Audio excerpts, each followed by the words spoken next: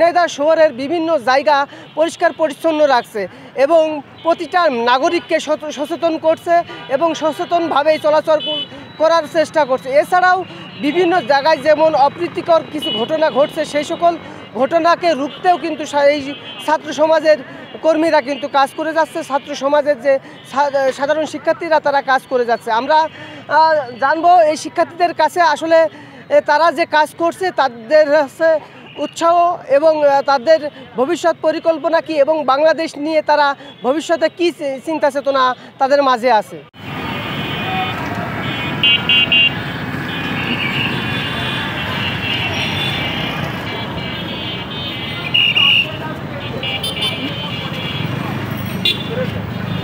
তো রাস্তাঘাটে দেখছেন যে শিক্ষার্থীরা ট্রাফিকের কাজ করছে, তারপরে এই শহরকে পরিষ্কার পরিচ্ছন্ন করছে। যেহেতু বাংলাদেশে এখন আইন শৃঙ্খলা বাহিনী এখনও সক্রিয় না, এখন সক্রিয় হতে পারেনি, এই যে শিক্ষার্থীরা যে কাজ করছে আসলে এটা আপনি কীভাবে দেখছেন? ধন্যবাদ আপনাকে এবং ধন্যবাদ জানাই এপি বাংলা মিডিয়াকে। আমি সর্বপ্রথম এই ছাত্র জনতাকে ধন্যবাদ জানিয়ে যেটা বলতে চাই সেটা হচ্ছে যে আমাদের ছাত্র ছাত্রী ভাই ও বোনেরা যেই অক্লান্ত পরিশ্রমে কোনো অর্থ ছাড়া, কোনো খাবার ছাড়া, কোনো সহযোগিতা ছাড়া আমাদের জন্য যে পরিশ্রম করে যাচ্ছেন, শুধু তাদের এই পরিশ্রম করলেই সার্থক হবে না, পাশাপাশি আমাদের সবাইকে এক হয়ে এদেরকে সহযোগিতা করতে হবে। এবং আমি একজন চালক সদস্য হিসাবে বা ড্রাইভার হিসাবে যেটা বলতে চাই, আমরা যারা বিশেষ করে গাড়ি চালক আছি বা বাইক চালক অর্থাৎ মোটরসাইকেল যারা চালায়, আমাদের প্রয়োজনীয় কাগজপত্র এবং ড্রাইভিং লাইসেন্স সহ রোডে বেরোনোর জন্য আমি এদেরকে এবং যিনারা চালক আছেন এদেরকে আমি আহ্বান জানাবো। বিশেষ করে আমরা যারা ইজি বাইক চালক, রিক্সা চালক যারা আছি, এরা শহরে যদি শৃঙ্খলভাবে চলাফেরা করে তাহলেই তাদের এই পরিশ্রম সার্থক হবে। অন্যথায় আমরা যদি নিজেরা নিজেদের থেকে সচেতন না হই, আইন না মেনে চলি, তাদের এই পরিশ্রম কখনোই সঠিকভাবে পরিচালনা করা বা এই সঠিক একটা সিদ্ধান্তে পৌঁছানো বা তাদের যে আশা আকাঙ্ক্ষা সেই জায়গাটায় পৌঁছানো খুবই একটা কঠিন বলে আমার কাছে মনে হয়। কাজেই আমি মনে করি সব দিক দিয়ে বিবেচনা করে আগে আমরা যে জনতা আছি, পাবলিক আছে, আমাদেরকে সচেতন হতে হবে। এবং এটা আমি ধন্যবাদ জানাই ছাত্রদেরকে যে তারা অক্লান্ত পরিশ্রম করে আমাদের জন্য দেশের যে নতুন একটা বিজয় অর্জন করেছেন, বৈষম্য দূর করেছেন, এটার জন্য আমি তাদেরকে ধন্যবাদ জানাই। আপনাদেরকেও ধন্যবাদ।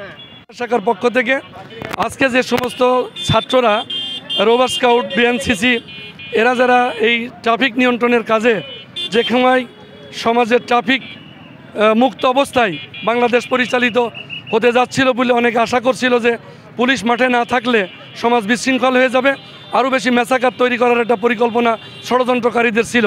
সেই ষড়যন্ত্র নস্যাৎ করে দিয়ে আমাদের কোমলমতি ছাত্র ভাইরা, আমাদের সন্তানরা যে ভূমিকা নিয়ে রাস্তার মাঠে নেমে এসেছে, তার জন্য তাদের সহযোগিতা করার জন্য বাংলাদেশ লয়ার্স কাউন্সিল ঝিনাইদহ জেলা শাখার পক্ষ থেকে আমরা আজকে তাদের পাশে এসে দাঁড়িয়েছি। শুধু তাই নয়, আমরা চেষ্টা করব তাদের এই কার্যক্রম যতদিন পর্যন্ত অব্যাহত থাকে সমাজের ধনাঢ্য ব্যক্তিদের সাথে আমরা পার্সোনালি কন্ট্যাক্ট করে তাদের সাথে কথা বলে ওদের যে যে জিনিসগুলো শর্ট আছে, যে কাজগুলো স্বল্পতা আছে, ওরা কাজটাকে সুষ্ঠু সুচারুরূপে পরিচালনা করার জন্য কি কি প্রতিবন্ধকতা আছে তা আমরা ওদের কাছ থেকে জেনে আমরা চেষ্টা করব ওদের সেই কাজের সমস্যার সমাধানগুলো করে দেওয়ার জন্য এবং সমাজের অন্যান্য ব্যক্তিদেরকে এ পেশায় ওদের কাজে হাত মিলিয়ে যাতে ওদের কাঁধে হাত থেকে, ওদের মাথায় স্নেহের হাত থেকে সবাই তাদের কাজটাকে উৎসাহ দিতে পারে, এই দায়িত্ব কথাটা বলার জন্যই মূলত আমরা কোর্ট অঙ্গন থেকে ছুটে এসেছি আমাদের সন্তানদের পাশে দাঁড়ানোর জন্য। ধন্যবাদ। দেশটাকে যে দেশবাসী পরিচালনা করতে পারে এটা আজকে প্রমাণিত হলো। অর্থাৎ দেশের প্রতিটি মানুষই এক একজন সূর্য সৈনিক, এক একজন সত্যবাদী এবং এক একজন নিষ্ঠবাদী এবং সমাজসেবী, দেশপ্রেমিক। এরা দেশকে পরিচালনা করতে পারবে, এরা দেশকে এগিয়ে নিয়ে যেতে পারবে। এই জন্যে এরাই ভবিষ্যতে আবার দেশ পরিচালনার সরকারি হিসাবে গ্রহণযোগ্য হবে। আল্লাহ আমাদের সকলকে সেই পথে রাখার তৌফিক দান করুন। আমিন। আসসালামু আলাইকুম।